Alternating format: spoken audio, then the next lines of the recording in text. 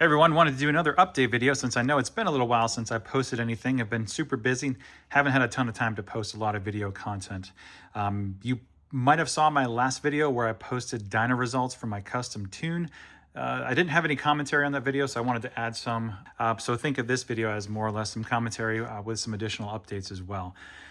So to kind of kick things off, if you're new to the channel, I've been custom tuning my Bronco, trying to get more performance out of this 2.3 liter. This is a 21 through 24 2.3 liter EcoBoost. It's not the MPC motor that's found in the 25 and up.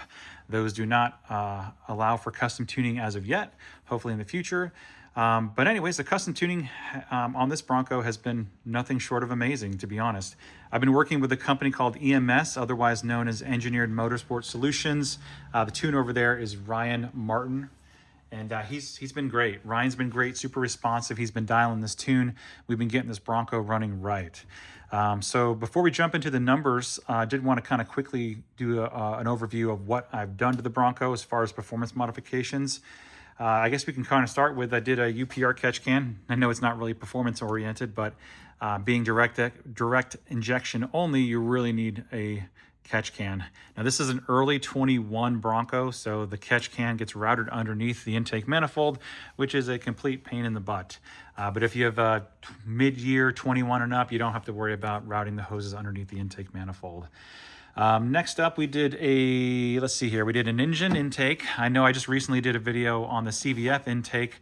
The reason I don't have that anymore is because I did eventually want a louder intake. The CVF one is really quiet, which is fine. It's actually preferable for some folks. I thought it was initially, and then I realized I want more sound, more induction noises, turbo noises, and the engine always delivers. I had this on my 2.7 Bronco. It does a great job in the 2.3, so no complaints with the engine intake.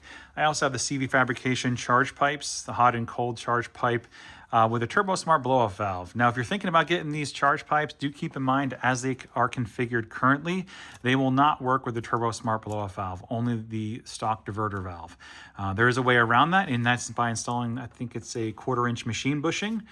This acts as a spacer because the plunger within the blow-off valve doesn't have enough area inside here in this casing to activate and deactivates and so on. So I was able to get around that limitation by using that machine bushing as a spacer. CV Fabrication says they will have an updated charge pipe that will allow for the aftermarket blow-off valve. So keep that in mind. If you have this current setup, you can reach out to CV Fab and see if they have something ready for you. After that, we did a CV Fabrication Performance Intercooler. I know you can't really see it that well behind here, the grill. It's just their typical performance intercooler. It's a great upgrade, great price. Great bang for the buck, shall I say. Now, the problem is that I have this turn-off road Hyperlight front bumper. If you're thinking about going with this bumper, you should really think about going with a high mount intercooler instead of their Pro Performance ones that are thick. If you look here, you can see how thick it is. The problem is it doesn't mount to the bottom of this bracket that holds the intercooler. So what I mean by that is that the intercooler is too thick, so the skid plate won't close, and I cannot install the other skid plate that comes with the bumper.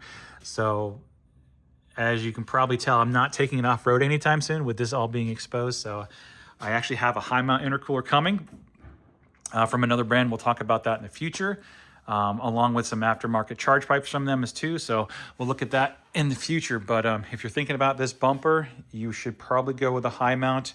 Maybe the Cobb will work since it's a little thinner, but I would still go with a high mount offering personally. Other than that, we got NGK 9506, I believe, plugs. They're one step colder than stock. They're gapped to 0.026. If you run a custom tune on your Bronco, whether it's the Raptor or the 2.7 or the 2.3, you need to get colder plugs. Definitely required. If you have a Ford Performance tune or a piggy pack, you don't need to worry about it, though I would probably run it personally. Anything else? Oh yes, we also got the ported GPE intake manifold and their throttle body. So I've been a big fan of GPE ported products. I had it on my 2.7. You know, these are not going to add a ton of power when it comes to like on the dyno or like seat of the pants. If I had to guess, probably in the neighborhood of like 10 or something like that. I have no idea, but what you will notice after installing ported intake manifolds, though, is that you will notice a better daily driving experience. The car is just more responsive. It's smoother. It gets up to speed better. There's just it seems like there's more usable power in your daily driving, which I know that's kind of weird, but it just overall, I'm a huge fan of it. So, I also got to take a look at some of the intake valves too to see what they look like, and they actually don't look that bad. I am going to clean them eventually because I'm going to be taking this back off, and I will be doing an install video for these two, just so if anybody's wondering. But I probably will replace the injectors at some point, and so I'll do some valve cleaning at the same time. But the valves really aren't that bad considering the mileage. Other than that, that's it. I take that back. There's a 3-inch exhaust system from MBRP, intake, charge pipes, and ported intake manifold and some plugs, and an intercooler. So pretty, you know, average when it comes to performance bolt-ons for the Bronco. So let's get into the numbers really quick. All right, so I went to a dyno jet down here in Sanford, North Carolina. They have a dyno jet. I always run SAE as far as the smoothing, you know, either STD or SAE. I always like SAE. It's more realistic. It's easier to make some comparisons with. So anyways, the stock tune on this thing, you're running 93 octane, and put down about 261 horsepower and about 303 foot-pounds of torque. Keep in mind, these runs were done in 3rd gear with the manual transmission. I have 446 gears. I have the Sasquatch takeoffs. This is a base Bronco, essentially, with a manual transmission. Actually, it's a 0-option Bronco. There's not a single option on this Bronco, but it has some Sasquatch takeoffs from 25 Bronco. So if I was to do it 1-to-1, which is 4th gear, it'd be like, I'd be going like 130 miles an hour. I'm not doing that on these Goodyear tires. So I stuck with 3rd gear, and this is what we're seeing as far as power. These numbers, looking at SAE and a dyno jet, they're actually a little bit higher than what I've seen from other Broncos. Most Broncos are running that 230, 240, so it's a little bit higher with the bolt-ons, which is to be expected. The torque is kind of in line, though, so that's not too big of a difference.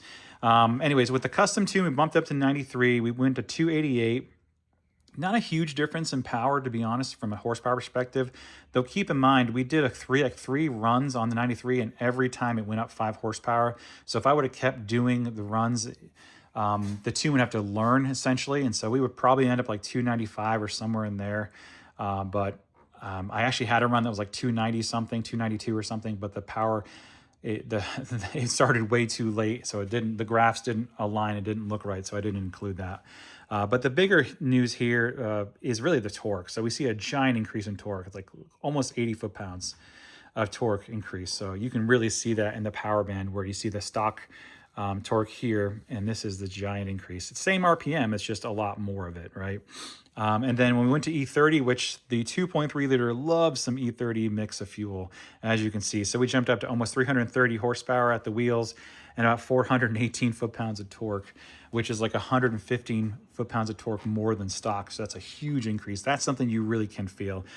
And the you can see on the graph here, like it's just a huge mountain of torque. The horsepower comes up, you know, peaks out around, you know, somewhere in that 5,000 RPM range, and then it starts to kind of taper off as you get past 55. And it's just kind of a slight taper, but we took about 6,500, and it will continue going down based on these EcoBoosts. If you have experience with these 2.3 liters, you know once they hit about 4,000 RPM, 4,500 RPM, it's kind of like, well, that's it. That you're not going to see, it's not going to pull progressively. It's just like once it hits that, you know it's kind of what it got. So, but they are torquey little motors, and they run pretty well. Now, as far as this number here, the 418, this is kind of where you want to stop when it comes to rear wheel torque on a 21 through 24 2.3. You don't want to go much more than that. I think between 415 and 420 is kind of where you want to stop. These motors have, they're not quite as strong as a 2.7, obviously, so they can't handle as much as a 2.7 or really the 3.0, not even close, honestly. So you really have to be careful with it. You don't want to see too much fatigue. You don't want to see eco boom. So you stop around that part, so, around that torque rating. So the stock turbo will do that just with E30 fuel. So now I am installing an aftermarket turbo. Actually, I take that back. It's a stock turbo that's been essentially worked on, modified. T51R mod has been installed on it. It does have a larger compressor and turbine blade, so it will put out more power, but regardless, I'm going to stop the torque right there. So the torque, you won't see any more torque gains than what you see there, but we will see some more horsepower gains. And since the turbine is going to be a little bit larger, you're going to see you see this move up a little bit, 300 or 400 more RPM, and instead of this dropping off at 55, it's going to start progressively going up. I don't know how much, but we'll see. Kind of the opposite of what you want to see in an off-road vehicle, but you know, I like testing stuff and trying new things out. So just kind of want to see how it does.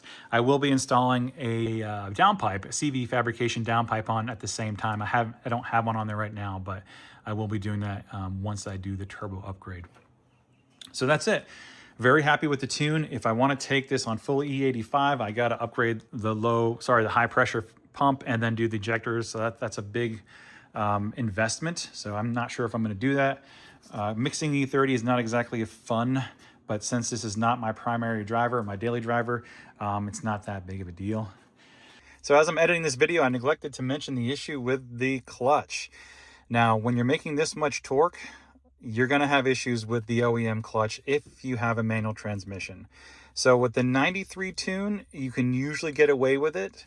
However, when you move to the E30 tune, the clutch will really start to slip, especially when you're shifting very fast. If you're just driving normally, it's not a problem. But if you're trying to get your best draggy time or your 0 to 60 or whatever, if you're just shifting fast to try to get best times or have the most fun, the stock clutch is not having it. So you're going to need to look at something from South Bend to upgrade your clutch to support this much power if you're considering this. If you have an automatic transmission, then you don't have to worry about it. They'll handle up to 530 foot-pounds of torque at the wheels, in which you won't make that on a stock 2.3 without blowing it up. So you don't have to worry about it if you have an automatic transmission. If you have a manual though, and you want to make this much power, then you got to look at an aftermarket clutch solution, like probably from South Bend, if you want to shift fast and, you know, if you go off-road a lot, things like that, where you're putting a lot of strain on the stock clutch and you're using a lot of torque.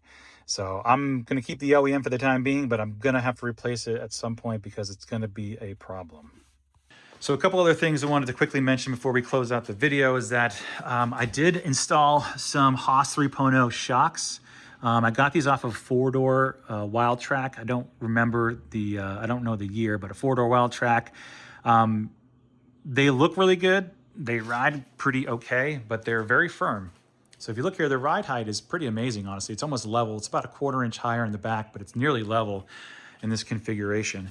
And so yeah, they're a little bit firmer. They can obviously take the bumps and the whoops pretty well from what I'm told. I still need to go do that myself, but for daily driving, they're a bit firmer than what was on here, which was the Haas 1.0 or the Hitachi shocks. I did also upgrade to the Rough Country forged tie rod. I did also use their bushings, their tie rod bushings to put in the rack. It's just a Haas 2.0 rack, nothing special. When it fails, I'll upgrade, but right now it's fine. What else we got? Yeah, we did do the 25 gauge cluster too. I think you guys may have seen the video on that. But if you haven't, so basically this is a 21 Bronco, right? But I installed a 25 and up gauge cluster on here. So it's a huge improvement if you have a manual transmission, huge, because you actually can see the gear you're in. So, and I do have a 12-inch screen kit coming. We'll be doing a video on that from a company that has a pretty cost-effective one. So we'll be looking at that in the future. But yeah, I wanted to just quickly show you the interior. Not much else changed. But that's probably it for the suspension. You know, like I said, I'm going to take this thing off road, so I need to get that high mount installed. That's coming this week. I'll probably do a video on it in the next couple weeks. Along with that high mount intercooler, it will be replacing the charge pipes. So yeah, got a lot of stuff coming up, but just want to do another quick update video. If you guys have any questions or anything for me, just feel free to leave them in the comments section, and thanks for checking out the video.